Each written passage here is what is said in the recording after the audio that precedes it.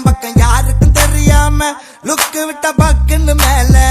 காத்தடிக்கும் தசையில் என் மனச கழுத்த கட்டி